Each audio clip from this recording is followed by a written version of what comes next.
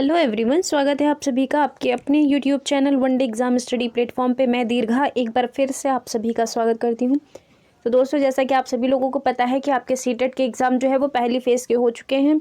Second phase के आपके 9 जनवरी से स्टार्ट होने वाले हैं। तो उसी के बारे में आज हम यहाँ पर कुछ इंपॉर्टेंट क्वेश्चंस डिस्कस करेंगे सीटेट के, जो कि आपके पहले क्वेश्चंस पूछे जा चुके हैं और जो भी आपका 28 और 29 दिसंबर को पेपर हुआ है उससे रिलेटेड भी कुछ मोस्ट इंपॉर्टेंट क्वेश्चंस रखे हैं। तो आज की क्लास जो है आपकी, ये काफ़ी बेनिफिट आपकी आज की क्लास होगी, इसलिए किसी भी साथी को क्लास को स्किप करके नहीं जाना है। सभी लोग एंड तक बने रहेंगे और ज़्यादा से ज़्यादा लोगों तक क्लास को शेयर कर दीजिए, ताकि जो है वो और भी बच्चे आपके साथ जुड़ सकें, ताकि उन्हें भी पता लग सके जो लोग सीटेट देने जा रहे हैं इस बार, कि उनका सीटेट का एग्ज़ाम जो है वो किस किस तरह से क्वेश्चन पूछ रहा है। और आप सभी लोगों को पता है कि सीटेट ने अपना सबसे बड़ा बदलाव क्या किया है, वो किया है विकल्पों को लेकर के, है ना। पहले जैसा कि क्या होता था कि आपका ABCD करके ऑप्शन देता था, लेकिन इस बार ऐसा नहीं है। फैक्चुअल बेस्ड क्वेश्चन में आपका 1 2 3 4 करके वहाँ पर दे रखा है, जो कि ऊपर नीचे करके दे रखा है, आपको सीरियल से नहीं दिया हुआ है कहीं भी, ठीक है। तो इसीलिए इस बार जो सीटेट ने है वो सबसे बड़ा बदलाव यही कर रखा है, और उसी बेस पर आज हम आपके लिए ये सारे ही क्वेश्चन आपके ऐसे ही होंगे जो इस बार आपके 28 और 29 दिसंबर को एग्जाम में पूछे गए हैं, ठीक है। जो आपके स्टेटमेंट वाले क्वेश्चन होते हैं वो तो एज इट इज़ रहेंगे, लेकिन जो आपके फैक्चुअल वाले क्वेश्चन होंगे वो सभी आपके ऑप्शन जो उसमें दे रखे हैं वो ऊपर नीचे करके दिए गए हैं, ठीक है। तो इसीलिए इस बार बहुत ही अच्छे से ध्यान देकर के क्वेश्चन को पढ़ना है और हमें उसका आंसर टिक करना है, ठीक है। तो चलिए स्टार्ट करते हैं आज की क्लास को, और सभी लोगों को एंड तक बने रहना है, ठीक है। कोई भी क्लास को बीच में छोड़ करके नहीं जाएगा। अगर चैनल पर पहली बार विजिट करें तो चैनल को सब्सक्राइब करके नोटिफिकेशन बेल को प्रेस कर दीजिएगा, ताकि ऐसे ही सारी वीडियोस आपको जितनी भी नई नई अपडेट होती है सीटेट के बारे में वो सभी आपको यहाँ पर मिल जाएंगी, ठीक है। तो चलिए स्टार्ट करते हैं हम अपनी क्लास को। और क्वेश्चन नंबर 1 देखिए क्या कह रहा है कि बाजरे की खीर कहाँ पर बनाई जाती है। देखिए ये जो है सारे क्वेश्चन आपके NCERT में दे रखे हैं। जिसने NCERT आपकी 3rd 4th 5th की अच्छे से डिटेल में एकदम पढ़ रखी होगी वो इस क्वेश्चन का आंसर कर पाएंगे, बाकी लोग नहीं कर पाएंगे। अगर जिन लोगों को नहीं आएगा तो फिर मैं बताऊंगी, ठीक है। तो देखिए यहाँ पर विकल्प क्या दे रखा, उड़ीसा, केरल, हरियाणा या फिर पंजाब। तो देखिए जो आपकी बाजरे की खीर होती है ये बनाई जाती है हरियाणा में, ठीक है। तो आंसर हमारा क्या सही होगा, यहाँ पर तीसरा वाला सही होगा। अब हमें आंसर यहाँ पर टिक नहीं करना है, आंसर हमें कहाँ पर टिक करना है, तो ये जो आपका ग्रीन वाले कॉलम में यहाँ पर दे रखा हुआ है आंसर हमें ऐसे टिक करना है इस जगह पर। और सीटेट भी आपका जो है वो इस तरह से वहाँ पर क्वेश्चन के आंसर देगा विकल्प रख के ऐसे, और आपको सही आंसर ढूंढना पड़ेगा।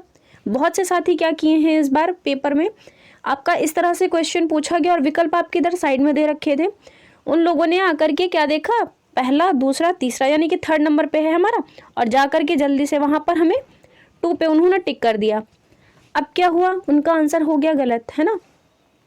तो हमें ऐसी गलती नहीं करनी है इस बार।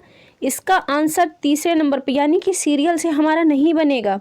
यहाँ पर क्या दे रखा है, तीसरे नंबर पर हरियाणा, तो हमें तीसरा वाला विकल्प चुनना पड़ेगा। आंसर हमारा क्या राइट हो जाएगा, यहाँ पर ये तीसरा वाला सही होगा, क्योंकि आप लोग देख रहे हैं ना कि तीसरे नंबर पे आपका हरियाणा दे रखा है और हमें नंबर के अकॉर्डिंग ढूंढना है अपने आंसर को इधर। क्योंकि पहले ऐसा क्या होता था कि 1 2 3 4 करके लिख देता था, और यहीं पर आपका जो है उड़ीसा लिख दिया, केरल लिख दिया, हरियाणा लिख दिया और पंजाब लिख दिया। तो हम लोग क्या करते थे, जैसे ही देख के एज इट इज़ आंसर मार देते थे। लेकिन इस बार ऐसा कुछ भी नहीं है, ये सब आप लोग भूल जाइए। अब एकदम बहुत बड़ा बदलाव कर दिया है सीटेट ने, इसलिए बहुत ही ध्यान दे करके आपको क्वेश्चन के आंसर टिक करने, ठीक है। तो इस क्वेश्चन का हमारा आंसर क्या बनेगा, तीसरा वाला बन जाएगा, यानी कि सीरियल से दूसरा वाला बनेगा, ठीक है। आगे के क्वेश्चन बहुत ही अच्छे से आप लोग पढ़ेंगे तभी आंसर करेंगे, ठीक है, अदरवाइज आपके आंसर फिर गलत हो जाएंगे, है ना। चलिए मूव करते हैं सेकंड क्वेश्चन पे। देखिए क्वेश्चन नंबर 2 यहाँ पर क्या पूछ रखा है आपसे कि सांप को पालने वाली जनजाति को क्या कहते हैं। अब यहाँ पर विकल्प देखिए क्या दे रखे हैं, भूटिया, मसाई, कालबेलिया या फिर गोंड। सभी लोग आंसर करेंगे क्वेश्चन नंबर 2 के लिए कि आपका जो सांप पालने वाली जनजाति है उसे क्या कहा जाता है।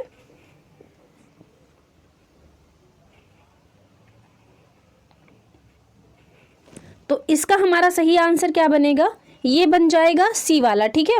यानी कि जो तीसरे नंबर पर हमारा कालबेलिया लिखा हुआ है ये हमारा आंसर बनेगा।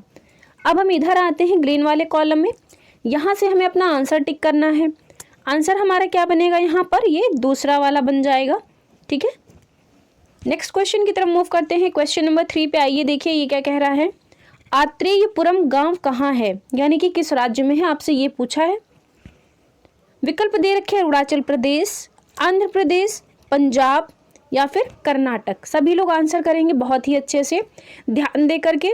देखिए ये एक तरह से आपका जो सीटेट ने अपनी ऑफिशियल वेबसाइट पे जो आपका मॉक टेस्ट दिया है वो आपका सेम इसी पैटर्न पर उठा करके रखा गया है, तो वही आपका हम उठा करके यहाँ पर रखे हैं। आपको वहाँ पर जो है जाने में कठिनाई होगी, बहुत से लोग नहीं खोल कर पाते हैं, वहाँ की जो वेबसाइट होती है उससे प्रश्न पत्र नहीं निकाल पाते हैं, इसलिए आपको हम यहाँ पर दे रहे हैं ताकि आपको सुविधा हो सके, है ना। इधर उधर जाने की ज़रूरत नहीं है, बस सीधे क्लास खोल लिया और इसको देख लिया और हमारा काम बन गया, है ना। तो देखिए यहाँ पर बात किसकी की गई है, आत्रेयपुरम गांव की। तो ये जो गांव है ये पड़ता कहाँ पर है, ये पड़ता है हमारा आंध्र प्रदेश में। ठीक है, अब हमें विकल्प की तरफ आना है, आंसर हमें यहाँ पर टिक करना है। तो देखिए यहाँ पर किसकी बात की गई है, आंध्र प्रदेश की। तो अब हम बात करते हैं, हमारा ये दूसरे नंबर पर आंध्र प्रदेश दे रखा हुआ है, तो यहाँ पर हमें कहाँ देखना है, दूसरा नंबर है, तो ये यहाँ पर हमारा पहले नंबर पर दे रखा गया है, तो आंसर हमारा क्या बनेगा, ये वाला बन जाएगा। ठीक है, बाकी के नहीं बनेंगे। और आपको इस चीज़ से भी नहीं घबराना है कभी भी कि यहाँ पर आपको 1 2 3 4 करके दिया हो, वहाँ पर हो सकता है ABCD करके भी दिया जा सकता है आपको। ठीक है, तो घबराइएगा बिल्कुल भी नहीं, हमें सिर्फ क्वेश्चन पढ़ना है, उसका आंसर पता करना है और इसी के साथ हमें विकल्प में आ जाना और अपने आंसर को टिक करके लगा देना है। ठीक है, बढ़ते हैं नेक्स्ट क्वेश्चन की तरफ। क्वेश्चन नंबर 4 देखिए यहाँ पर क्या कह रहा है। अफ्रीका के व्यापारी भारत में क्या लेकर के आए थे। विकल्प दे रखे हैं आलू, टमाटर, भिंडी या फिर सोयाबीन। सभी लोग जल्दी से बताएंगे क्वेश्चन नंबर 4 का सही आंसर क्या बनेगा हमारा। इसी के साथ सभी लोग एक बार क्लास को जल्दी से शेयर कर देंगे ताकि और भी बच्चे जो हैं वो आपके साथ जुड़ सके, है ना। तो देखिए यहाँ किसकी बात की जा रही है, अफ्रीका की। तो अफ्रीका के व्यापारी जो थे वो भारत में क्या लेकर के आए थे, ये लेकर के आए थे भिंडी को। ठीक है, तो भिंडी हमारा सही आंसर होगा। अगर हम बात करते हैं आलू की और टमाटर की, तो ये आपकी दक्षिण अमेरिका से आई थी। इसी के साथ अगर हम बात करते हैं सोयाबीन की, तो ये कहाँ से आई थी, ये आई थी हमारी चीन से। अब हम आते हैं आंसर की तरफ। तो यहाँ पर क्या कहा गया कि अफ्रीका के व्यापारी जो थे वो भारत में भिंडी लेकर के आए थे, तो तीसरे नंबर पर हमारा भिंडी दे रखा है। आंसर हमारा क्या बनेगा यहाँ पर, ये वाला बन जाएगा। ठीक है, ना कि हमें तीसरे विकल्प में आना है, ये हमारा गलत हो जाएगा। अगर आप लोग यहाँ पर लगाएंगे टिक तो ये आंसर आपका गलत माना जाएगा, आंसर हमारा पहला वाला सही हो जाएगा। अगर आप चैनल पे पहली बार विजिट कर रहे हैं तो क्लास को लाइक कर दीजिएगा, चैनल को सब्सक्राइब करके नोटिफिकेशन बेल को प्रेस कर दीजिएगा ताकि आने वाली जितनी भी वीडियोज़ हैं उन सभी का नोटिफिकेशन आप तक मिलता रहे और आप सभी लोग जो है वो डेली क्लास में 11 AM पे आ जाया करिए। ये डेली क्लास जो होती है आपकी, ये डेली 11 AM पे होती है EVS की, इसलिए कोई भी नोटिफिकेशन का वेट नहीं करेगा, बिना नोटिफिकेशन के आप सभी लोग क्लास में आ जाया करिए। ठीक है, मूव करते हैं नेक्स्ट क्वेश्चन की ओर। अब देखिए क्वेश्चन नंबर 5 यहाँ पर क्या कह रहा है। आज की क्लास में आपको कुछ नए क्वेश्चंस देखने को मिलेंगे, इसलिए घबराने की ज़रूरत बिल्कुल भी नहीं है। बहुत लोग NCERT उठा करके नहीं पढ़ते हैं, तो उसी तरह आपके 1 लाइनर में हमने सारे जितने MCQ बनेंगे वो सभी हमने रखे हुए। ठीक है, आपका कहीं से भी EVS का एक भी क्वेश्चन नहीं गलत होगा। जो भी साथी इस चैनल से जुड़े रहेंगे उनका EVS सब्जेक्ट जो है वो कभी भी वहाँ से नंबर उनका नहीं कटेगा, बस आप लोगों को बने रहना है हमारे साथ में। ठीक है, तो देखिए यहाँ पर क्वेश्चन नंबर 5 में क्या कह रहा है कि नक्शे में 1 सेंटीमीटर जमीन पर कितने मीटर की दूरी दर्शाता है। यानी कि जो आपका मैप होता है इसके अंदर जो 1 सेंटीमीटर की ज़मीन होती है वो कितने मीटर की दूरी दर्शाएगा। और आप सभी को पता है कि इनसे हमारा एक क्वेश्चन जरूर बनता है ना। तो देखिए यहाँ पर विकल्प क्या दे रखे हैं, 120 मीटर, 112 मीटर, 110 मीटर या फिर 122 मीटर। सभी लोग जल्दी से आंसर करेंगे क्वेश्चन नंबर 5 के लिए। तो देखिए इसका जो हमारा सही आंसर बनेगा ये बन जाएगा सी वाला। ठीक है, हमें मानचित्र के अकॉर्डिंग देखना है, तो हमारा यहाँ पर 110 मीटर बनेगा। ठीक, नेक्स्ट क्वेश्चन की तरफ बढ़ते हैं। क्वेश्चन नंबर 6 देखिए क्या कह रहा है। कुचिपुड़ी नृत्य किस राज्य का है। विकल्प दे रखे आंध्र प्रदेश, पश्चिम बंगाल, उत्तर प्रदेश या फिर केरल। सभी लोग आंसर करेंगे क्वेश्चन नंबर 6 के लिए कि जो आपका कुचिपुड़ी नृत्य है ये किस राज्य का नृत्य है। देखिए अगर हम बात करते हैं कुचिपुड़ी नृत्य की, तो ये आपका एक प्रकार का शास्त्रीय नृत्य है, ठीक है। क्या याद रखना है आपको, ये आपका शास्त्रीय नृत्य भी है। इसी के साथ बात करते हैं कि हम ये किस राज्य का नृत्य है, तो ये है आपका आंध्र प्रदेश का, ठीक है। आंसर हमारा क्या हो जाएगा, ए वाला बन जाएगा। अगर किसी को याद करने में दिक्कत आ रही है तो आपको क्या याद रखना है कि अंधेरे में कच्ची पूड़ी खाई, क्या याद रखना है, अंधेरे में कच्ची पूड़ी खाई, ठीक। ये याद करने की आपकी ट्रिक है। अगर हम बात करते हैं उत्तर प्रदेश की, तो आप सभी लोगों को पता है उत्तर प्रदेश के बारे में। यहाँ पर जो कचनार के फूल होते हैं उसकी सब्जी यहाँ के लोग खाना पसंद करते हैं। इसी के साथ अगर हम बात करते हैं केरल की, तो केरल में आपका टैपियोका खाया जाता है, जिसका और नाम क्या है, वो है कप्पा कसावा, जो कि आपका साबूदाना से बना होता है। इसी के साथ अगर हम बात करते हैं केरल के बारे में और, तो यहाँ पर एक फेरी नाव होती है जिसका प्रयोग जो है वो साधन के रूप में किया जाता है ना। बढ़ते हैं नेक्स्ट क्वेश्चन की तरफ। क्वेश्चन नंबर 7 पे आइए। ये भी एकदम नया क्वेश्चन है। देखिए यहाँ पर क्या कह रहा है कि तोप का इस्तेमाल किस शासक ने किया था। कोई भी ये नहीं समझेगा कि ये हिस्ट्री का क्वेश्चन है, ये आपका ईवीएस का ही क्वेश्चन है। अगर हम बात करते हैं तो ये आपका एनसीईआरटी जो आपकी क्लास 5th वाली है उसके अंदर चैप्टर का नाम दे रखा है बोलती इमारतें, ठीक है। जिसने भी उस चैप्टर को पढ़ रखा होगा उसके अंदर इसका जिक्र किया गया है, ठीक है। तो वहीं से ये क्वेश्चन आपका उठा के रखा गया है, इसलिए कोई भी अपना एक्स्ट्रा दिमाग नहीं लगाएगा, ठीक है। तो देखिए यहाँ पर विकल्प क्या दे रखे हैं, कुतुबुद्दीन ऐबक, औरंगजेब, समुद्रगुप्त या फिर पुलकेशिन। सभी लोग जल्दी से आंसर करेंगे कि तोप का इस्तेमाल किस शासक ने किया था सबसे पहले।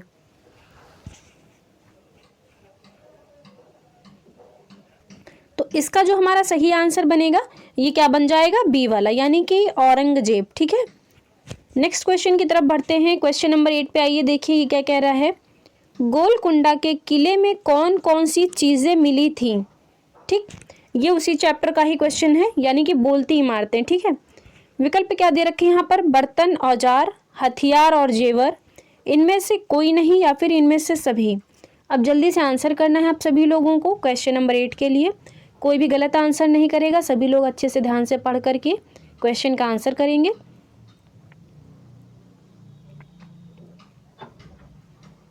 तो इसका हमारा सही आंसर क्या बनेगा, ये बन जाएगा इनमें से सभी। आपको इतना याद रखना है कि जो आपका गोलकुंडे का किला है इसके अंदर बर्तन, औजार, हथियार के साथ इसके अंदर जेवर, जिन्हें आभूषण भी कहा जाता है, ठीक है ना। हो सकता है वहाँ पर जेवर ना दे करके आभूषण दिया हो, तो आपको आभूषण याद रखना है ना। आंसर हमारा क्या बनेगा इसका, डी वाला बन जाएगा। नेक्स्ट क्वेश्चन की तरफ बढ़ते हैं। क्वेश्चन नंबर 9 देखिए यहाँ पर क्या कह रहा है, मल्लापुरम जिला किस राज्य में है। विकल्प दे रखे हैं केरल, कर्नाटक, हिमाचल प्रदेश या फिर जम्मू कश्मीर। अब जल्दी से आंसर करिएगा आप सभी लोग क्वेश्चन नंबर 9 के लिए भी। इसी के साथ एक बार सभी लोग जल्दी से क्लास को शेयर कर देंगे ताकि और भी बच्चे जो है वो आपके साथ जुड़े और इस क्लास को देखें, है ना। तो देखिए यहाँ पर बात किसकी की गई है, मल्लापुरम जिले की। अगर हम बात करते हैं ये जिला किस राज्य में है, तो ये पड़ता है आपका केरल में, है ना। आंसर हमारा क्या बनेगा इसका, ए वाला बन जाएगा।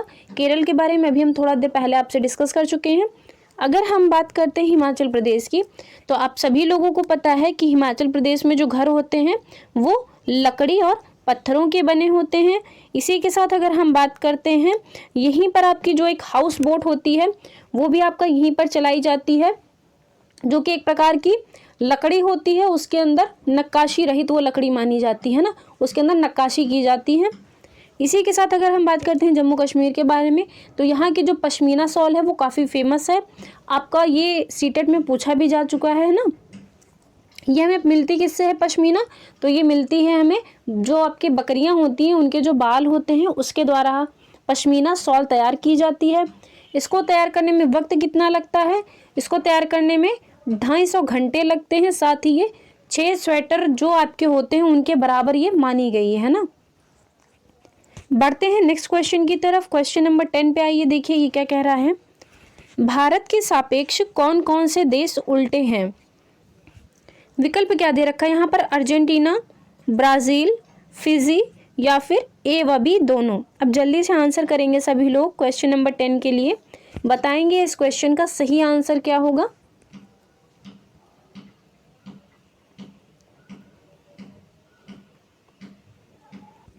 तो देखिए इसका जो सही आंसर बनेगा ये बन जाएगा हमारा डी वाला, ठीक है। अर्जेंटीना और ब्राज़ील जो है ये भारत के सापेक्ष उल्टे देश पड़ते हैं ना। नेक्स्ट क्वेश्चन की तरफ बढ़ते हैं। क्वेश्चन नंबर 11 देखिए क्या कह रहा है। किसकी कमी से घाव जल्दी नहीं भरता है? यानी कि ऐसा कौन सा विटामिन है जिसकी कमी से हमारे शरीर में जो घाव या फिर कहीं पे कट लग जाता है वो जल्दी नहीं भरता है। विकल्प यहाँ पर क्या दे रखे हैं, विटामिन डी, विटामिन के, विटामिन ई, विटामिन सी। अब जल्दी से आप लोगों को आंसर बताना है कि किसकी कमी से घाव जल्दी नहीं भरता है। आंसर करेंगे सभी लोग, कोई भी गलत आंसर नहीं करेगा। आप में से कई लोग ऐसे हैं जो लोग क्वेश्चन को आते हुए भी गलत कर देते हैं, इसलिए बी केयरफुल। आप लोग बहुत ही ध्यान से क्वेश्चन को पढ़ा करिए, फिर आंसर टिक किया करिए, है ना। जल्दीबाजी में रहने की ज़रूरत नहीं है। तो इसका आंसर हमारा क्या बनेगा, ये बन जाएगा डी वाला, ठीक है। विटामिन सी की जब हमारे अंदर कमी हो जाती है, तो जब हमारा विटामिन सी कम हो जाता है तब हमारे शरीर में कहीं पर अगर घाव हो गया या फिर कहीं पे हम गिर जाते हैं, कट लग जाता है, तो तब हमारा घाव जल्दी नहीं भर पाता है ना। बढ़ते हैं नेक्स्ट क्वेश्चन की तरफ। क्वेश्चन नंबर 12 पे आइए, देखिए क्या कह रहा है। उस जानवर का नाम बताइए जो हमेशा कुछ ना कुछ कुतरता रहता है ताकि उसके आगे के दांत ना बढ़ सके। आप सभी लोगों को पता होगा, जल्दी से बता दीजिए, बहुत ही इजी क्वेश्चन है ये। विकल्प दे रखे हैं यहाँ पर, बिल्ली, गिलहरी, चूहा और खरगोश। आंसर करेंगे सभी लोग जल्दी से।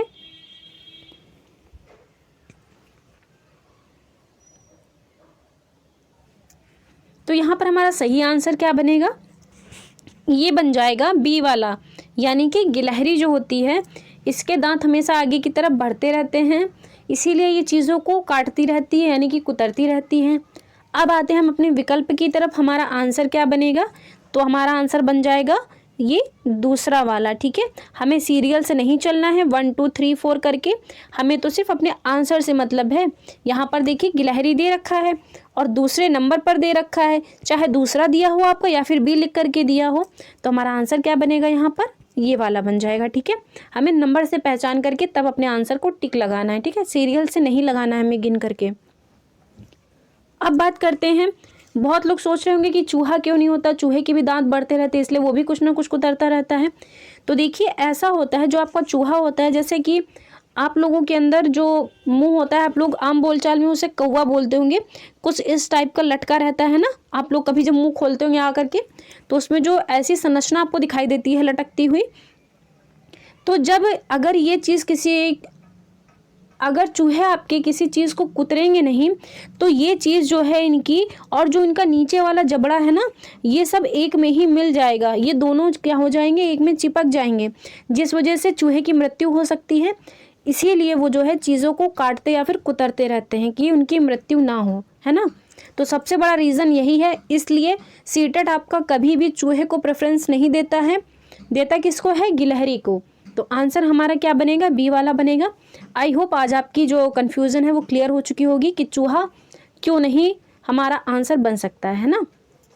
इसी के साथ अगर आप लोगों को हमारी क्लास अच्छी लगती है तो प्लीज़ क्लास को लाइक कर दिया करिए और लोगों तक शेयर कर दिया करिए, ताकि और भी बच्चे आपके साथ जुड़ें। आई होप, हम उम्मीद करते हैं कि हम आपको अच्छे से अच्छा कंटेंट देते हैं, नए नए क्वेश्चन लाते हैं कि आपका पेपर जो है वो कहीं से भी रुकना नहीं चाहिए, एक भी क्वेश्चन मिस नहीं होना चाहिए, बहुत ही अच्छे तरीके से आपका सीटेट का एग्ज़ाम इस बार क्लियर होना चाहिए, है ना। जिनका भी सीटेट का एग्ज़ाम 9 जनवरी से स्टार्ट होने वाला है, वो सभी लोग बहुत ही अच्छे से अपनी तैयारी को स्ट्रॉन्ग कर लेंगे, क्योंकि अब टाइम कम बचा हुआ है, तो इसलिए हमें बहुत अच्छे से तैयारी करनी है ना। बढ़ते हैं अगले क्वेश्चन की तरफ। क्वेश्चन नंबर 13 पे आइए, देखिए क्या कह रहा है। शीत निद्रा जीव कौन सा है? शीत निद्रा मतलब कि ठंडियों के सीजन में सोने वाला कौन सा जीव है? विकल्प दे रखे हैं, बिल्ली, मकड़ी, दीमक या फिर छिपकली। सभी लोग आंसर करेंगे क्वेश्चन नंबर 13 के लिए, कोई भी साथी गलत आंसर नहीं बताएगा। अच्छे से क्वेश्चन को पढ़ के तभी आंसर करिएगा, ठीक है। अब जल्दी से बता दीजिए क्वेश्चन नंबर 13 का सही आंसर क्या बनेगा हमारा।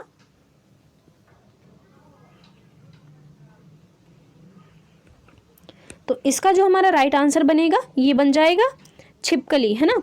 अब हमें देखना है छिपकली कहाँ पर है, यानी कि ये आपका पहला, दूसरा, तीसरा और चौथा हमें देखना है ना।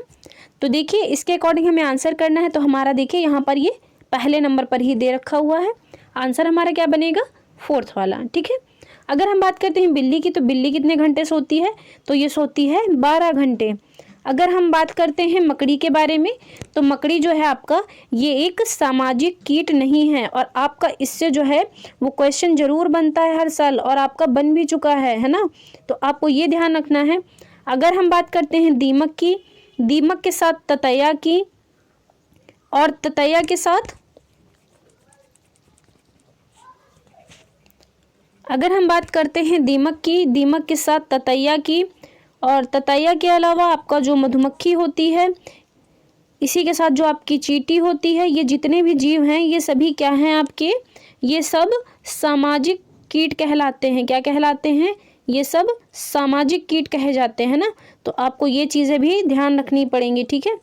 बढ़ते हैं नेक्स्ट क्वेश्चन की तरफ। क्वेश्चन नंबर 14 पे आइए, देखिए क्या कह रहा है। अलबरूनी के यात्रा विवरण के बारे में असत्य कथन की पहचान करें। हमसे क्या पूछ रखा है यहाँ पर, असत्य कथन हमें देखना है, यानी कि गलत वाला कथन चूज करना है।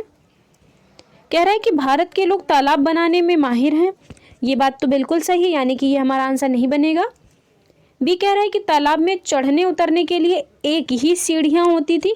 अब देखिए हमें यहाँ पर एक ही दिया हुआ है। पहली चीज़ तो आपको ये पता होना चाहिए, जो आपका ही होता है ये एक निगेटिव वर्ड है ना, ये क्या है, ये निगेटिव वर्ड है, तो इससे भी हम अपना आंसर पहचान सकते थे।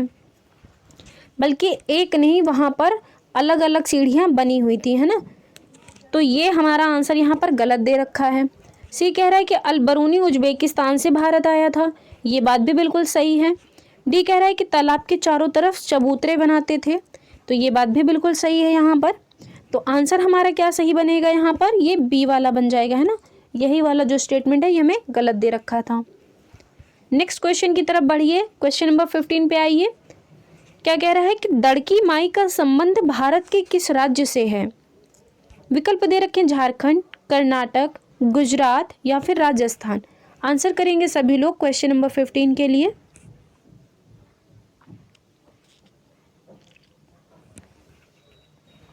तो इसका हमारा सही आंसर क्या बनेगा, जो आपकी दड़की माई है इनका संबंध है राजस्थान से, ठीक है।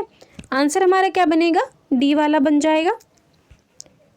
नेक्स्ट क्वेश्चन की तरफ बढ़ते हैं। क्वेश्चन नंबर 16 पे आइए, देखिए क्या कह रहा है।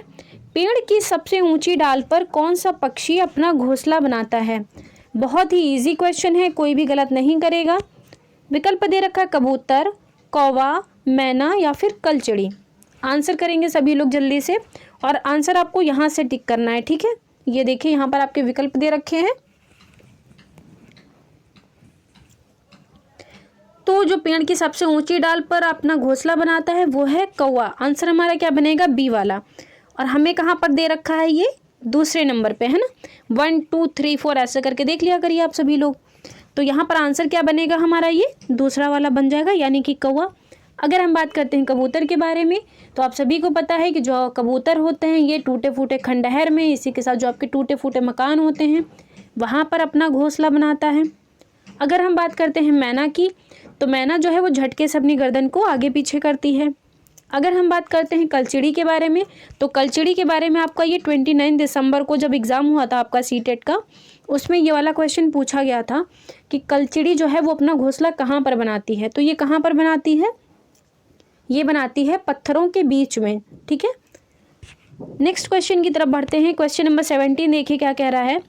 आपकी कक्षा में कोई बालक सर्वप्रथम, यानी कि अगर कोई बच्चा होता है जब सबसे पहले क्लास में पहले दिन एंट्री करता है, तो आप शिक्षण कैसे प्रारंभ करेंगे, मतलब आप बच्चे को कैसे पढ़ाएंगे। कह रहा है कि भावात्मक पक्ष, क्रियात्मक पक्ष, संज्ञानात्मक पक्ष या फिर ज्ञानात्मक पक्ष जिसे कहा जाता है। तो देखिए जो आपका भावात्मक पक्ष होता है ये जुड़ा होता है समझ के स्तर से। किससे जुड़ा होता है, समझ के स्तर से जुड़ा होता है।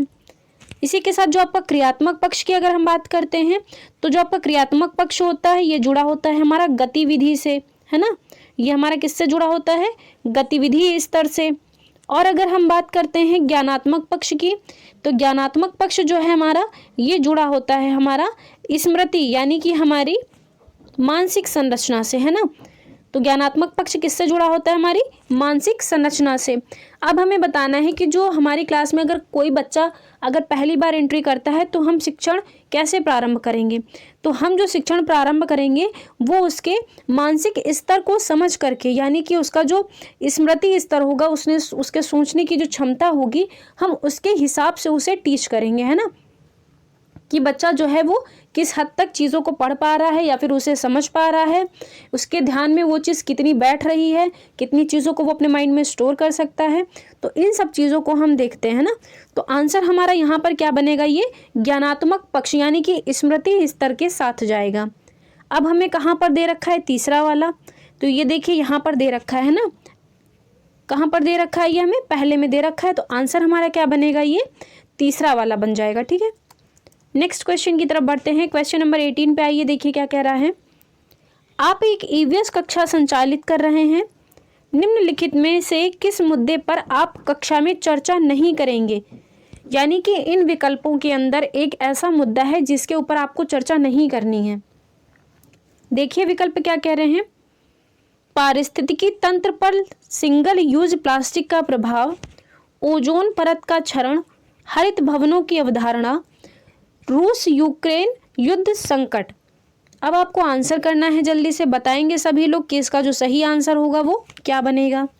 कोई भी गलत आंसर टिक नहीं करेगा। इसी के साथ अगर क्लास पसंद आती है तो प्लीज़ आप सभी लोग क्लास को लाइक कर दिया करिए बिना कहे। इसी के साथ क्लास को शेयर कर दिया करिए ताकि और भी साथ जो है वो आपके साथ ही जुड़ सके, है ना। तो देखिए यहाँ पर पारिस्थितिकी तंत्र पर सिंगल यूज प्लास्टिक का प्रभाव, तो इस पर हम चर्चा बिल्कुल कर सकते हैं।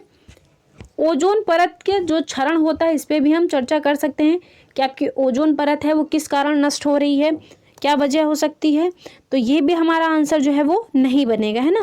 ये बातें यहाँ पर सही दे रखी हैं।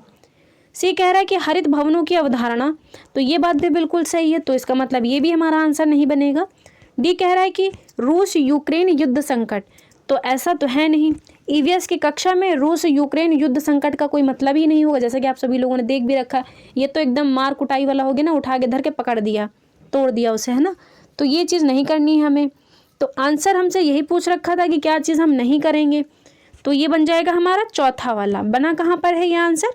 यहाँ पर हमारा आंसर बनेगा, यानी कि जिस विकल्प में हमारा चौथा दे रखा होगा जहाँ पर, वही हमारा आंसर बनेगा, है ना।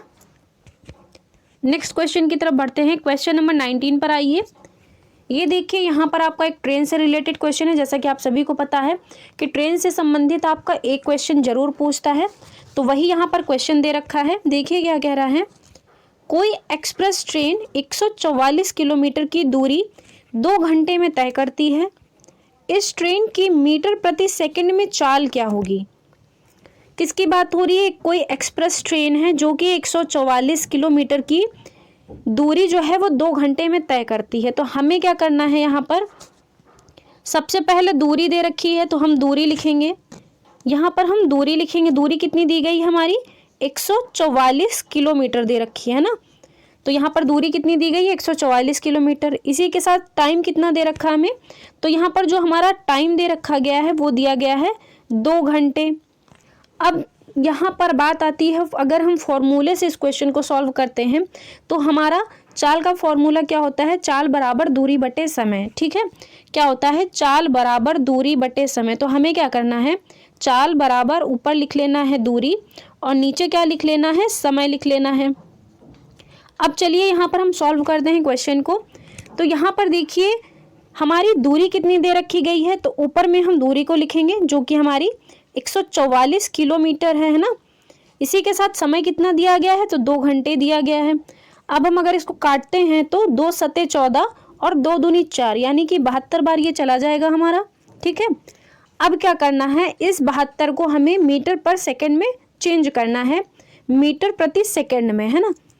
तो अब हम इसके लिए क्या करेंगे? यहाँ पर ऊपर में लिख देंगे 72 इंटू 5/18, यानी कि 5/18 से हम इसे काटेंगे। अब देखिए कैसे काटना है हमें। अब ये जाएगा कैसे हमारा? 18 चक्कू 72, है ना।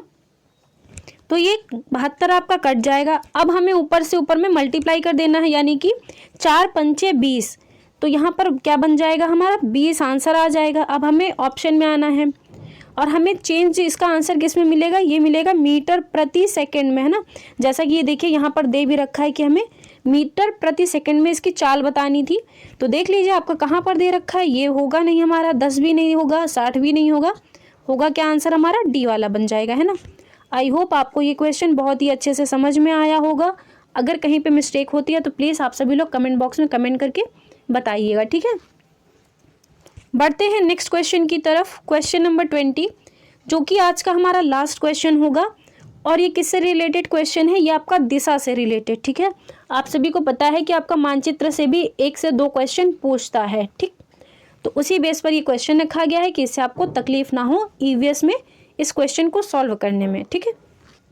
तो देखिए यहाँ पर क्वेश्चन क्या दे रखा है, एक अशोक लड़का है जो कि 8 किलोमीटर दक्षिण की तरफ गया है और पश्चिम की ओर मुड़कर वह 3 किलोमीटर चला है। फिर वह उत्तर की तरफ मुड़ा है और 5 किलोमीटर चला है। अंत में वह पूर्व दिशा की ओर मुड़ा है और 3 किलोमीटर तक चला है। अशोक आरंभिक स्थान से किस दिशा में था। अब चलिए इस क्वेश्चन को बनाते हैं। पहले आप सभी लोग बताइए, फिर हम बताते हैं आपको इस क्वेश्चन का आंसर। जल्दी से सभी लोग बताएंगे। क्वेश्चन नंबर 20 का सही आंसर क्या बनेगा हमारा।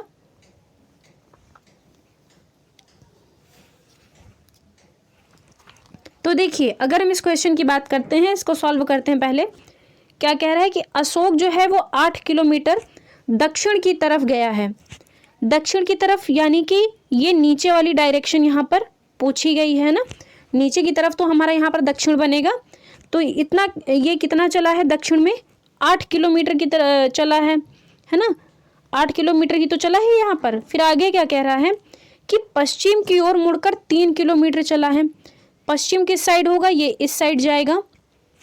चला कितना है, 3 किलोमीटर चला है, तो यहाँ पर हम 3 किलोमीटर लिख लेंगे। आगे बढ़िए, देखिए क्या कह रहा है कि उत्तर की तरफ मुड़ा है और 5 किलोमीटर चला है। उत्तर मतलब यानी कि ऊपर की तरफ ये फिर चला है। चला कितना है ये, तो ये चला है यहाँ पर 5 किलोमीटर, है ना। तो इसकी दूरी जो है हम थोड़ा सा कम कर रखेंगे, क्योंकि यहाँ पर 8 किलोमीटर दे रखी थी, तो यहाँ पर ये कम चला है, तो यहाँ पर हम कितना लिखेंगे, ये 5 किलोमीटर लिखेंगे। अब कह रहा है कि वह अंत में पूर्व दिशा की ओर मुड़ा है। पूर्व दिशा की ओर मुड़ा है यानी कि वो इस डायरेक्शन में कहीं गया होगा। यहाँ पर कितना चला है, ये 3 किलोमीटर चला है। अब देखिए यहाँ पर क्या हो गया, ये ऊपर वाली डायरेक्शन और ये नीचे वाली डायरेक्शन सेम हो गई है ना।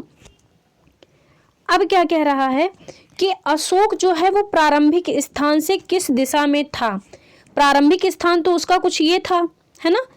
तो यहाँ से वो पूछा गया है कि वो किस दिशा में है, यानी कि सिंपल सी बात है, नीचे की तरफ ही तो पूछ रहा है, तो आंसर तो हमारा दक्षिण ही बनेगा। नीचे की तरफ जब हो जाएगा तो उसका दक्षिण ही तो बनेगा, प्रारंभिक दिशा से पूछ रखा है, तो आंसर तो हमारा सिंपल से यहाँ पर दक्षिण ही बनेगा। तो यहाँ पर ये बी विकल्प जो है आपका एकदम सही हो जाएगा, है ना। इस भी क्वेश्चन में अगर आपको कहीं पे कोई डाउट होता है तो आप लोग पूछिएगा, नेक्स्ट डे फिर से इसको क्लियर करेंगे, है ना। तो चलिए आज की क्लास को हम यहीं तक रखते हैं। कैसी लगी आप सभी साथियों को ये क्लास, आप सभी लोग कमेंट बॉक्स में कमेंट करके ज़रूर बताइएगा। इसी के साथ जो भी चैनल पर पहली बार विजिट कर रहे हैं, चैनल को सब्सक्राइब करके नोटिफिकेशन बेल को प्रेस कर दीजिएगा, ताकि आने वाली जितनी भी वीडियोज़ हैं उन सभी का नोटिफिकेशन आप सभी तक मिलता रहे और आप सभी लोग जो है वो डेली क्लास से कनेक्ट रहें, ठीक है। तो चलिए उम्मीद करते हैं आज की क्लास जो है वो बहुत ही अच्छी लगी होगी। कमेंट बॉक्स में कमेंट करके ज़रूर बताइएगा। तो चलिए क्लास को यहीं पे वाइंड अप करते हैं हम। धन्यवाद।